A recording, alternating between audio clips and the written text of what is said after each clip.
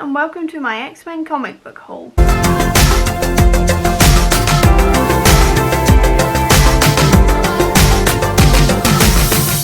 Okay, so since about May, which was the last time I did a big comic book haul, I have bought a lot of comics, and I mean a lot of comics, to the point where I'm now actually going to be splitting it into 2, possibly 3 parts. The first one being the X-Men, the second one being the Avengers, and the third one being absolutely everything else that is sort of like outside of Marvel, a bit of Marvel, just different teams and stuff like this. So what I thought I'd do is start with the X-Men, because quite frankly that is where the most of it is, so may as well get the biggest chunk out of the way first. So let's get started. The first one is Lonnie Nadler's The Marvelous X-Men, and this is sort of like an X-Men utopia type story, which I don't really see that much because usually the X-Men live in a bit of a dystopian world in their own sort of way. Even though they are with the Avengers and everybody else, they are quite frankly hunted to extinction quite a lot, so it'll be quite fun to see them in a utopian-esque society. I then got 2 Age of X-Men comics. The first one was Next Generation by Ed Brisson, and this one is again the utopia for the mutants, but it is about the younger set of them rebelling, because even if the X-Men are in a utopia, some of them are still going to rebel. And the second one was The Amazing Nightcrawler, and I got this one, A, because it ties into the first 2, and B, it's written by Shauna Maguire, and I wanted to see her work with Marvel. I then got volume 2 of The Astonishing X-Men by Joss Whedon, because I've already got the first one, and now I can have the second one, so I can just read it all in one great big go when I get to it. I also got 3 Grant Morrison's comics, which is Imperial, New Worlds, and Riot at Xavier's. Now all of these are to do with the all-new X-Men series, which comes before Joss Whedon's Astonishing X-Men, and it sort of sets up the X-Men's new continuity. So everything that's happened in this series is what everything else in the future is building on, which is why I want to get it, even though the art style is not my favourite. It's more me exploring exactly what is going on and what's led to stuff like Dawn of X and everything in the future, and it is quite a good series as well. It's quite interesting seeing the secondary mutation storyline and stuff like this as well. I then got a hell of a lot of Brian Michael Bendis, as I always do, and these were the Uncanny X-Men and All New X-Men series. So that is One Down, Out of Their Depth, Broken, All Different, The Utopians, The Good, The Bad, The Inhuman, versus S.H.I.E.L.D., The Omega Mutant, Storyville, and Ultimate Adventure.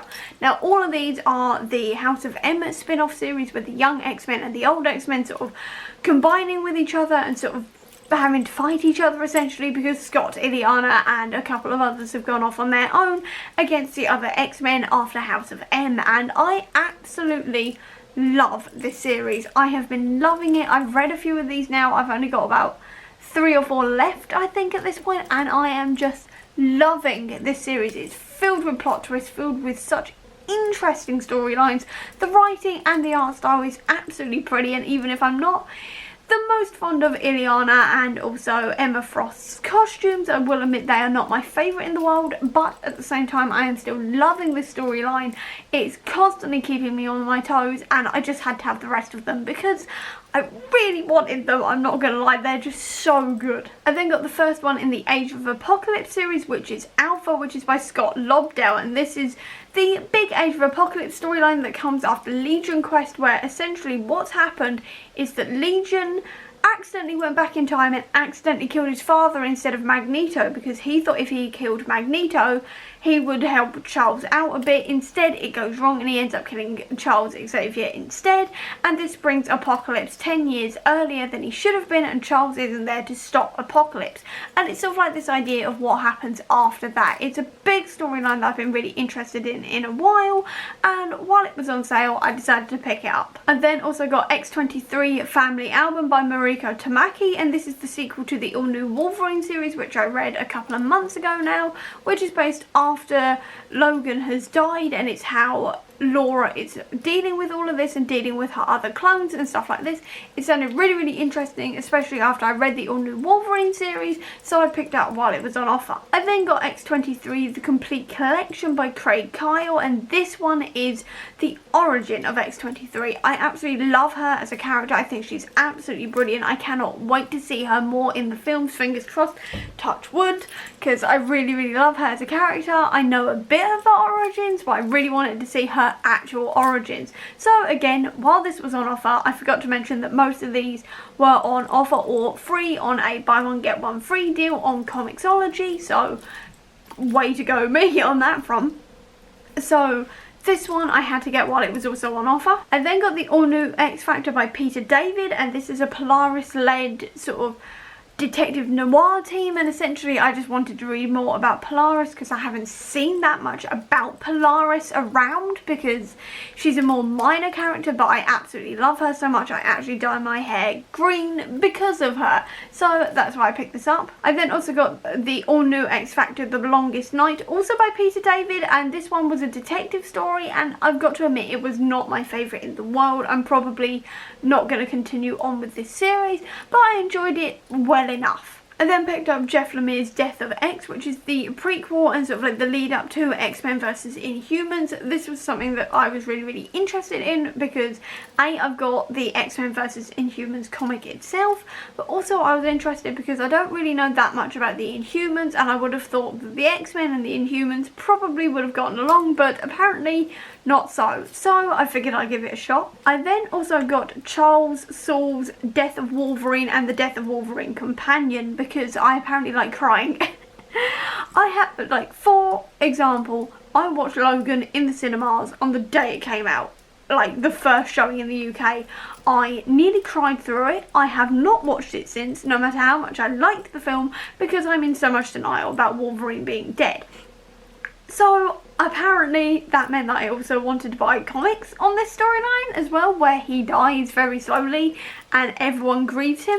At least in like Logan, the only person on screen mourning him is Laura, because she's the only one there essentially apart from the rest of the kids. But it's like, that was enough to make me want to cry. I can't imagine what I'm going to be like reading this, but apparently I just really wanted it because I apparently wanted this. I don't know why. I don't know. I apparently wanted to cry. I've got nothing on that. I just apparently wanted to cry over Wolverine. What's new there? I then got X-Men Disassembled by Matthew Rosenberg, which covers the aftermath of Age of Apocalypse and Dawn of Age of the X-Men, which sounded really interesting because obviously Age of Apocalypse is something I am interested in. Dawn of the Age of X-Men is something I need to check out, but this did sound like a really fun, interesting comic, and again, while it was on sale, I picked it up. The next one was Craig Kyle's Childhood's End Complete Collection. This is a House of M spin-off, again, because if I hear the words House of M spin-off, I will buy it, especially when it features X-23. So this one's about the younger kids all in the aftermath of House of M essentially, and I am here for all House of M tie-ins, so I picked this one up while again it was on offer. I then picked up Mike Carey's Original Sin. Now this one was all about Logan and Charles having to try and save Daken, who is one of Logan's clones. That's all I really know about it. Essentially I was really interested in this one because Daken is a character I don't know much about. I was introduced to him mainly in the X-23 series, but he was only in it very little, but I was interested enough to want to know more about him, so I picked up Original Sin so I could find out a bit more about him while also finding out more about Logan and Charles. I then also got the Ultimate Comics X-Men series 1 and 2 by Nick Spencer. This is part of the Ultimatum storyline, which is all about uncovering a big mutant cover-up. I know this isn't the most like well-loved series in the world, but it's something I'm really interested in. I also picked up one of the other books in this series, or two of the other books in this series and spin-off series in a charity shop a couple of years ago, and I still really want to read them, so I had to pick up these ones so I can eventually read those ones. I then picked up Ultimate X-Men 1, 2 and 3 as well by Mark Miller. I already have again part 4 in physical format thanks to a charity shop, but this one's all about reinvigorating the X-Men comics again and not exactly rebooting them, but giving them a new sort of spin, which I find really interesting.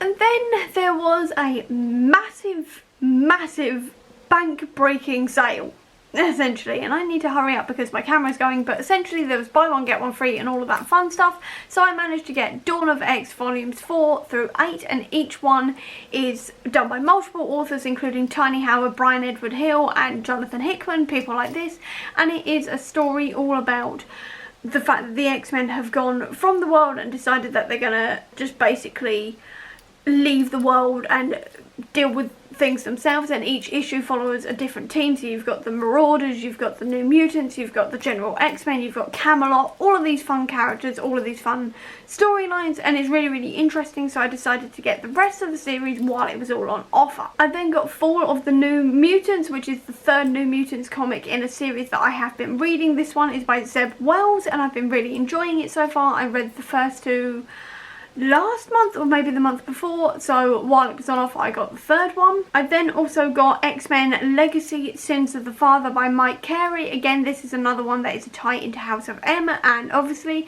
again I am a sucker for House of M, and X-Men Legacy is mostly dealing with Charles and Charles's origins and stuff like this, which sounds really, really interesting. I then got The Quest for Magic, the complete collection, which is by C.B. Cebulski, Craig Kyle and Christopher Yost. Essentially, I got this one because I am so interested in Illyana at this point. As you can see by my Twitter name, I'm a huge nerd at the moment for Illyana. I am so interested in her, and this one, she's gone missing and it's all about her, and I just really wanted to read something that was all about Illyana, essentially. I then got Academy X Complete Collection by Nunzio De Filippis, which is the sequel to Back to School, which was all about the Danielle Moonstar. I forgot her name for a second, but Danielle Moonstar is collecting the new set of New Mutants after the New Mutants have all sort of disbanded, and this one is all about Danielle's New Mutants going up against Emma Frost Hellions, which just sounded fun. I really liked a few of the characters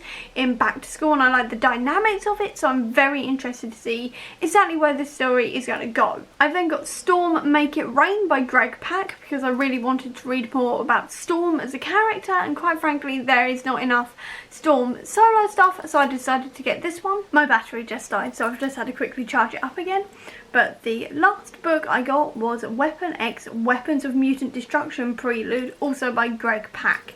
And this one is a Logan teaming up with his brother Sabretooth and having to try and stop the Weapon X program from eradicating mutants using cyborgs that look just like humans. And I've got this one again because I'm really interested in the Weapon X program, because obviously that created Logan, it created Sabretooth, it created obviously X-23, Daken, Gabby, all the rest of them. I think also Deadpool, if I remember rightly. It's made a whole load of mutants.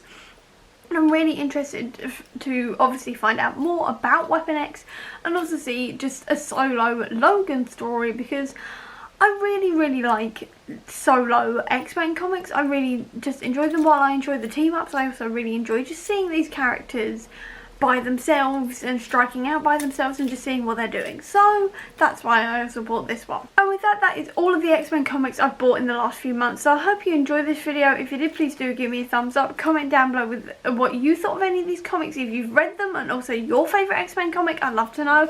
I'll also leave a link down below to all of my social media if you want to check it out, including to the Comic Book Sanctum, which is my website dedicated to Marvel Comics. So if you are interested in any of the comics I have just mentioned, or just getting into the Marvel Universe in general in terms of comics, please do check that down below. And if you want to see any more of my videos, please click subscribe here, and over here will be the link to my previous video. But until next time everyone, bye!